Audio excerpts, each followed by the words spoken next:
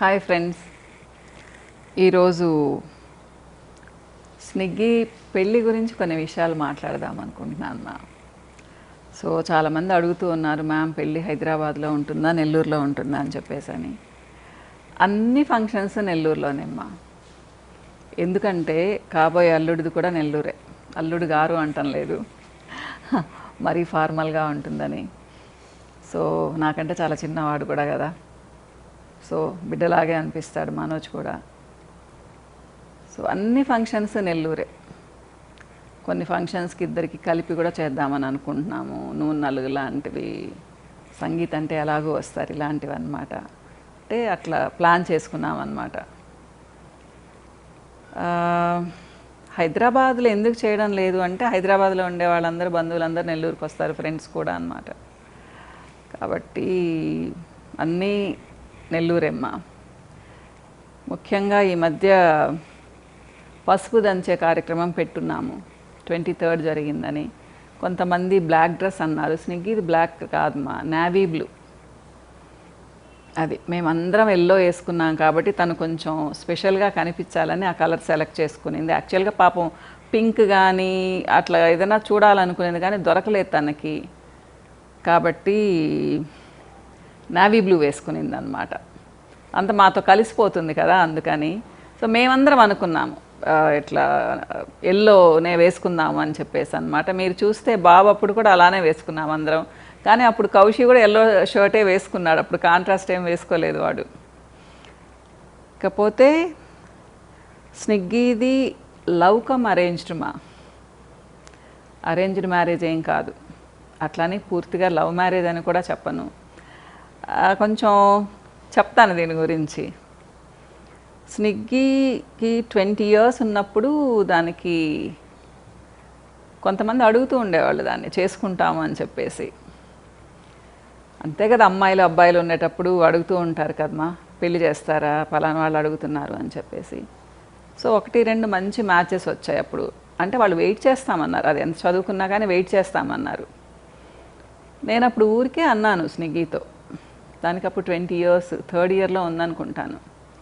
ఏ నాన్న వస్తున్నాయి ఇట్లా గోదావరి వాళ్ళు వీళ్ళు అడుగుతూ ఉన్నారు, బాబు కూడా బాగున్నాడు చేసుకుంటావా అని అడిగాను. నాకొద్దు నెల్లూరు వాళ్ళనే చూడు అని చెప్పింది అనమాట. నాకు అప్పుడు డౌట్ రాలేదు, ఎలా వస్తుంది కదా. సో నేను పిల్లలతో చాలా ఫ్రీగా ఉంటానమ్మా. ఇక్కడ ఒక విషయం చెప్పాలి, నేను స్నిగ్గీకి 13-14 years ఉన్నప్పుడు మా తమ్ముడి కూతురికి మీకు పరిచయం చేశాను. అభికి కూడా 13-14 years ఉన్నప్పుడు అప్పుడే చెప్పాను, నాన్న మీరు అంతో ఇంతో బాగుంటారు, ప్రేమలు దోమలను వెంటబడుతూ ఉంటారు, చదువుకునేటప్పుడు చక్కగా చదువుకోండి, తర్వాత చూసుకోవచ్చు, ఈ ప్రేమ అనేది ఇంపార్టెంట్ కాదు అని ఫ్రీగా మాట్లాడాను. ఈవెన్ బాబుతో కూడా చెప్పాను అదే మాట. మా బాబు అసలు ఎవరు వచ్చినా కానీ అసలు బెండ్ అయ్యేవాడు కాదనుకోండి, అది వేరే విషయము. సో అంత ఫ్రీగా ఫ్రాంక్గా చెప్పేదాన్ని నేను. సో మా పిల్లలు ఎక్కడికి వెళ్ళాలంటే ప్రేమించడం తప్పని నేను చెప్పడం లేదు మా, తెలివిగా ఉండండి అని చెప్పేదాన్ని. పడిపోకండి నాన్న, ఏ వయసులో ముచ్చట వయసులో ఉండాలి, చదువుకునేటప్పుడు దాని మీదే ధ్యాస పెట్టండి అని చెప్పేసి.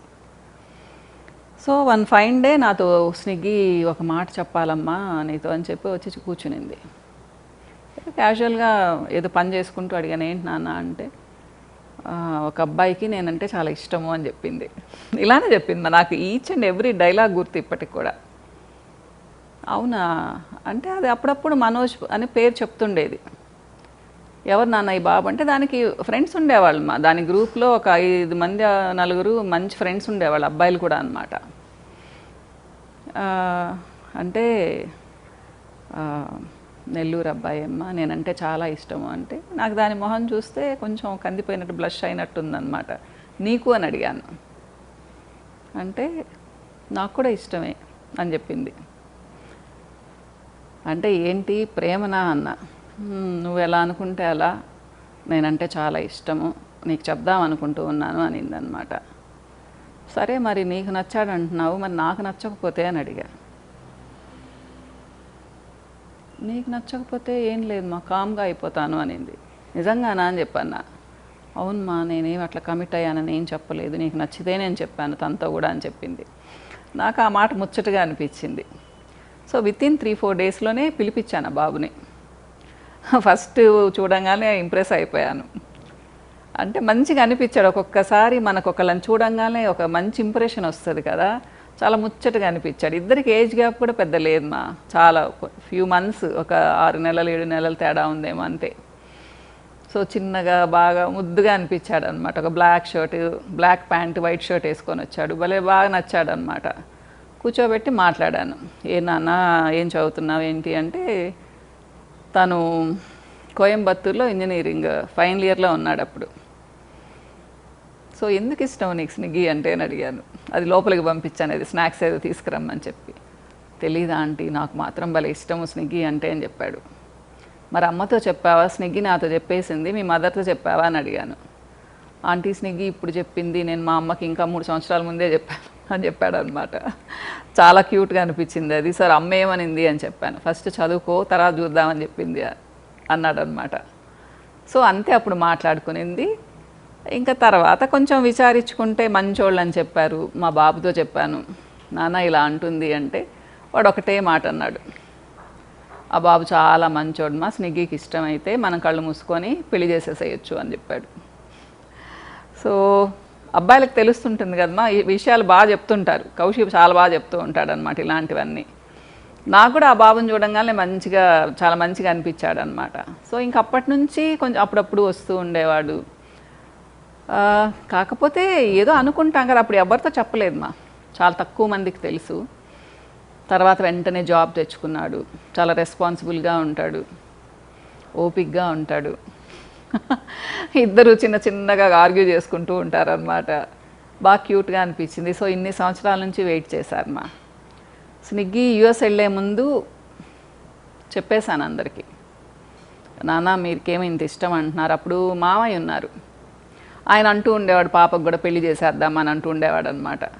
సో మామగారు, మా వారి ఫాదర్ అనమాట, తీసుకెళ్ళి పరిచయం కూడా చేశాను.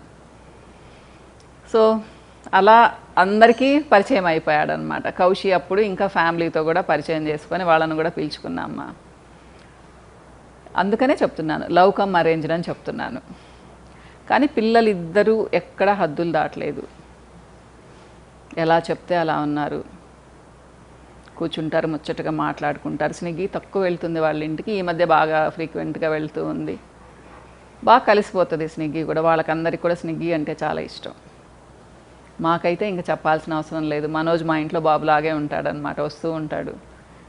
సో ముందే పరిచయం చేద్దాం అనుకున్నాను కానీ ఇంకెందుకులేండి, పెళ్ళైన తర్వాత ఒకటేసారి పరిచయం చేస్తాను. చూసేసారుగా అందరు మీరు.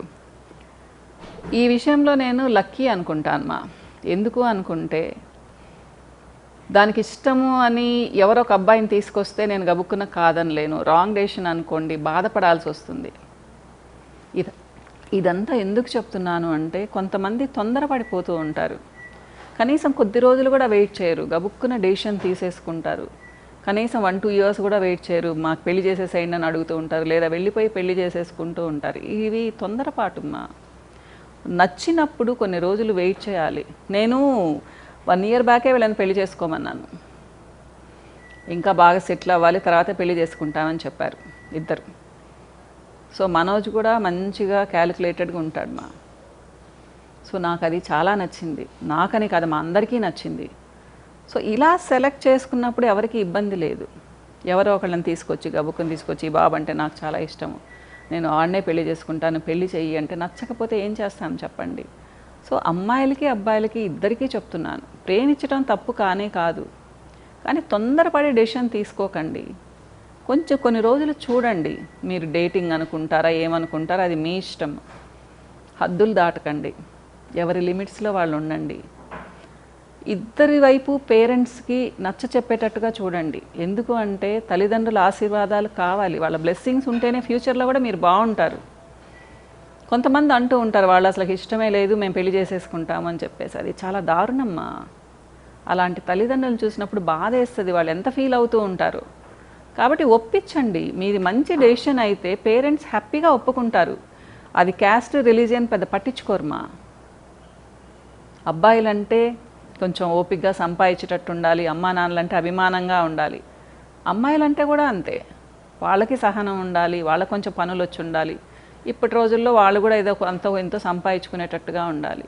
ప్రేమ దోమ అని చెప్పేసి వెంటనే పెళ్లి చేసేసుకుంటే ఏం చేస్తారు చెప్పండి తర్వాత? కొంతమందిని చూస్తూ ఉంటే చాలా బాధేస్తుందమ్మా. అలాంటి పరిస్థితి తీసుకురావద్దు మీ ఫ్యామిలీస్కి. ఒప్పించండి. మంచి వాళ్ళైతే తప్పకుండా పేరెంట్స్ ఒప్పుకుంటారు, కన్విన్స్ అవుతారు. మీ డెసిషన్ కరెక్ట్ అయిందంటే ధైర్యంగా చెప్పండి ఇంట్లో. చెప్పా పెట్టకుండా మాత్రం పెళ్ళిళ్ళు చేసుకోకండి మా. దారుణమైన దెబ్బ. ప్లస్ ఇంకొకటి కూడా చెప్తాను, ముఖ్యంగా అమ్మాయిలకి. ఇంట్లో నుంచి వెళ్ళిపోయి పెళ్లి చేసుకుందాము అమ్మా నాన్నలకి తెలియకుండా అనే అబ్బాయిల్ని నమ్మొద్దుమ్మా, నమ్మొద్దు. ఎందుకు అంటే అన్ని రోజులు కనిపించిన అమ్మా నాన్నల్ని వదిలేసి మీతో వచ్చేవాళ్ళు రేపు మీతో ఉంటారని ఎలా నమ్ముతారు చెప్పండి? ఎప్పుడైనా పెద్ద దెబ్బ తగిలేది అమ్మాయిలకే, ఇది మాత్రం గుర్తుపెట్టుకోండి. అంటే మీరు మళ్ళీ అనొచ్చు అంటే అబ్బాయిలకి దెబ్బ లేదా అని, వాళ్ళు కొంచెం మర్చిపోతారు ఒక్కొక్కసారి, కానీ అమ్మాయిలకు అది చాలా రోజులు గుర్తుంటుందమ్మా. కాబట్టి లవ్ మ్యారేజ్ చేసుకోండి, కానీ తెలివిగా చేసుకోండి. రాంగ్ డెసిషన్ తీసుకోకండి. అమ్మా నాన్నల్ని ఒప్పించి ఫ్యామిలీ మెంబర్స్ని ఒప్పించి పెళ్లి చేసుకోండి మా. అప్పుడు ఎవరికి ఏ బాధ ఉండదు, మీరు హ్యాపీగా ఉంటారు, మీ ఫ్యామిలీస్ కూడా హ్యాపీగా ఉంటాయి. ఓకేనా? ఇంకో వీడియోలో మళ్ళీ కలుస్తాను. బాయ్.